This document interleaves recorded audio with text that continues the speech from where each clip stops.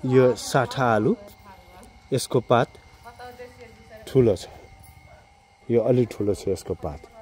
अनि यहाँदेखि हामीले यो साठा, अब यो यसको पात हेर्नुहोस्, यसको पात अलि पातलो छ पात,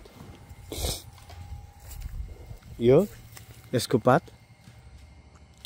सानो अलि फुस्रो, अनि सानो फुस्रो झ्याङ्गिने बढी, त्यो साठा आलु।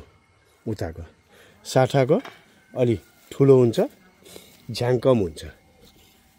यो साठा, यसको झ्याङ कम हुन्छ, यसको एकदम म्याक्सिमम हुन्छ हरेक उसबाट चाहिँ नि। त्यही भएर यसमा चाहिँ धेरै निस्किन्छ तर सानो निस्किन्छ आलु। एउटा चाहिँ नि यो लोकल आलु अनि थारू आलुमा फरक मैले यहाँहरूलाई निवेदन गरेँ। यो मेरो अर्ग्यानिक म्याटर चाहिँ एकदम कम भनेर भन्नुभएको थियो। योभन्दा पहिला मैले गराउनु त मैले 10 ट्रली गोबर हालेको, तर पनि अर्ग्यानिक म्याटर चाहिँ यसमा देखिएन, 20 वर्ष छोडेको हुनाले होला।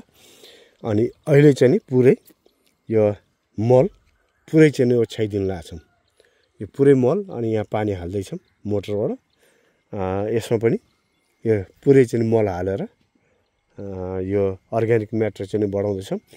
अझ मसँग 5 ट्रक भनेको 5 छ कि 30 ट्रक 30 ट्रली अस्ट्रिचको मल छ। त्यो 30 ट्रली पनि यहीँ ल्याएर थोरै उता 2 ट्रली जति उता हालिदिन्छु।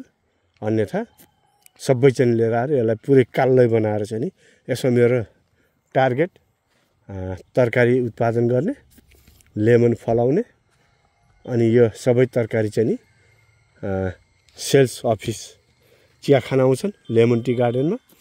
चिया खान आउने बेलामा चिया खाँदा खाँदै उहाँहरूले तरकारी पनि टिप्नुहुन्छ, झोलामा राख्नुहुन्छ, तौल्नुहुन्छ, तौलेर चियाको पैसा पनि दिनुहुन्छ, तरकारी पनि फ्रेस अर्ग्यानिक तरकारी पनि लिएर जानुहुन्छ।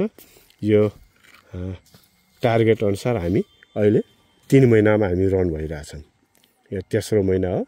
उहाँहरूलाई मैले काम दिइरहेको छु, घन्टा सिस्टम नै हो। उहाँहरू पनि पैसा भयो भने आउनुहोस्, छैन भने नआउनुहोस् भनेर भन्ने गरेछ। तर अहिलेसम्म चाहिँ नि त्यस्तो गर्न परेको छैन, राम्रै चाहिँ नि समग्रमा भइराखेको छ।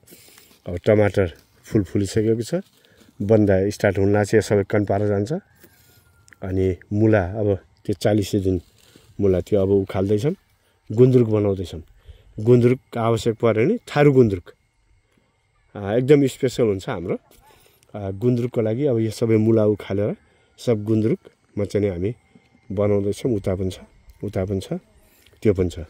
त्यो सबै गरेर लगभग मसँग धेरै हुँदैन, 4-5 किलो।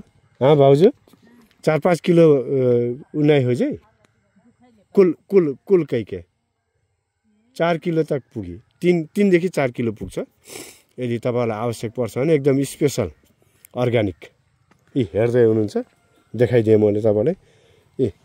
यसरी नै मल हालेर अघिल्लोचोटि ल्याएर गऱ्यौँ, 1 वर्ष भयो कुहियो। अब चाहिँ मल हाल्दैछौँ। यसपछि म गोबर, पिना, इएम हालेर फेरि अझ बनाउँछु। अनि फेरि यो चाहिँ इएम, गोबर, पिना यस्तै मलहरू, गोबर मल अझ ल्याउँदैछौँ हामी 5-6 ट्रक टिप्पर लिएर आएर त्यो पनि यसैमा चाहिँ पुरै छाएर त्यसपछि मलै हाल्न नपर्ने गरी अनि हामी चाहिँ नि तरकारी खेती गर्छौँ। यो सबै भइरह प्लस यहाँ चाहिँ नि गाउँको वरपर देखाउनु पनि हुन्छ, डेमो पनि हुन्छ, किन्न पनि हुन्छ। अनि उहाँहरूलाई आर्थिक उपार्जन पनि उहाँहरूले चाहिँ नि गर्न सक्नुहुन्छ। हस्, धन्यवाद जानकारी गराएँ। आज के गते? 6 गते। आज 6 गतेको चाहिँ नि रिपोर्टिङ मेरो लेमन टी गार्डनको।